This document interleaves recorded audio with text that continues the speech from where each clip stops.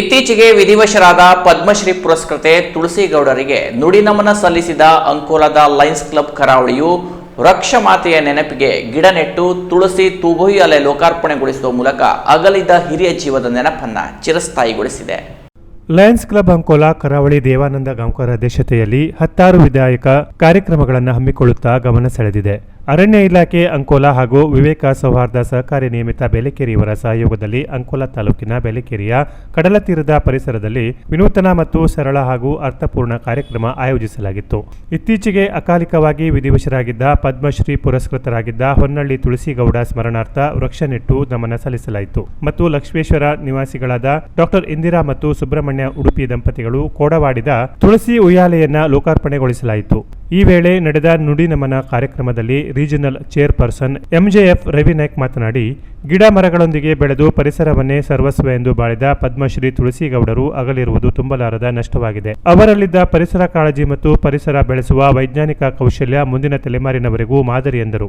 ಗಿರೀಶ್ ಕುಚಿನಾಡ್ ಮಾತನಾಡಿ, ತನ್ನ ಸಾಧನೆಯ ಮೂಲಕ ಪದ್ಮಶ್ರೀ ಪಡೆದು ಹಾಲಕ್ಕಿ ಸಮಾಜ ಮತ್ತು ಅಂಕೋಲೆಯ ಹೆಸರನ್ನ ರಾಷ್ಟ್ರಮಟ್ಟದಲ್ಲಿ ಗುರುತಿಸುವಂತೆ ಮಾಡಿದ ಅಗಲಿದ ಹಿರಿಯ ಚೇತನ ತುಳಸಿಗೌಡರ ನೆನಪು ಚಿರಸ್ಥಾಯಿಯಾಗಿರುವುದು. ಅವರ ಸ್ಮರಣಾರ್ಥ ಗಿಡ ನೆಟ್ಟು ಗೌರವ ಸಲ್ಲಿಸಿದ ಲಯನ್ಸ್ ಕ್ಲಬ್, ಅರಣ್ಯ ಇಲಾಖೆ ಹಾಗೂ ಕೇಶವಾನಂದ ನಾಯಕ್ ಅಭಿನಂದನಾರ್ಹರು ಎಂದರು. ಅಂಕೋಲಾ ವಲಯ ಅರಣ್ಯಾಧಿಕಾರಿ ಪ್ರಮೋದ್ ನಾಯಕ್ ಮಾತನಾಡಿ, ತುಳಸಿಗೌಡರು ಮುಂದಿನ ತಲೆಮಾರಿನವರೆಗೂ ಪರಿಸರದ ಅವಶ್ಯಕತೆಯನ್ನ ಅರಿತು ಸ್ವಯಂ ಪ್ರೇರಿತರಾಗಿ ಸೇವೆ ಸಲ್ಲಿಸಿದ್ದವರು.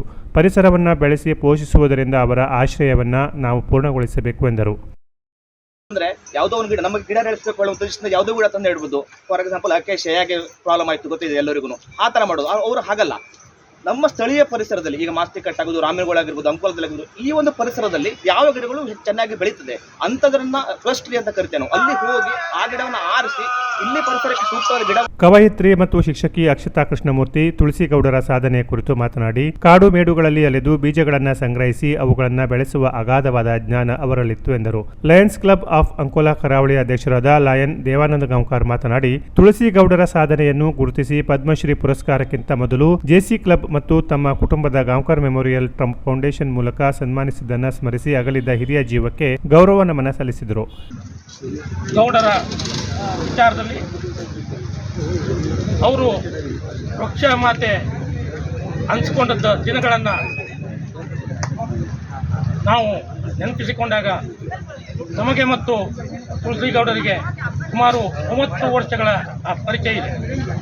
1999ರಲ್ಲಿಯೇ ತುಳಸಿಗೌಡರ ಈ ಸಾಧನೆಯನ್ನು ನೋಡಿ ನಮ್ಮ ಅಂಕೋಲಾ ಕರಾವಳಿ ಜೂನಿಯರ್ ಚೇಂಬರ್ನಿಂದ ಇಂದಿಗೆ 25 ವರ್ಷಗಳ ಹಿಂದೆ ನಾವು ಅವರಿಗೆ ಸನ್ಮಾನವನ್ನು ನೆರವೇರಿಸಿದ್ದೇವೆ. ವಿವೇಕ್ ಸೌಹಾರ್ದ ಸಹಕಾರಿ ನಿಯಮಿತದ ಅಧ್ಯಕ್ಷ ಕೇಶವಾನಂದ ನಾಯಕ್, ಬೇಲೆಕೇರಿ ಗ್ರಾಮ ಪಂಚಾಯತ್ ಅಧ್ಯಕ್ಷೆ ಸಹನಾ ಆರ್ ನಾಯ್ಕ್, ಎನ್ಡಿಆರ್ಎಫ್ ಮುಖ್ಯಸ್ಥರಾದ ಪಿಂಟು ನಂದಿ ಮಾತನಾಡಿದರು. ಪಿಡಿಒ ಪೂರ್ಣಿಮಾ ಗೌಡ ಉಪಸ್ಥಿತರಿದ್ದರು.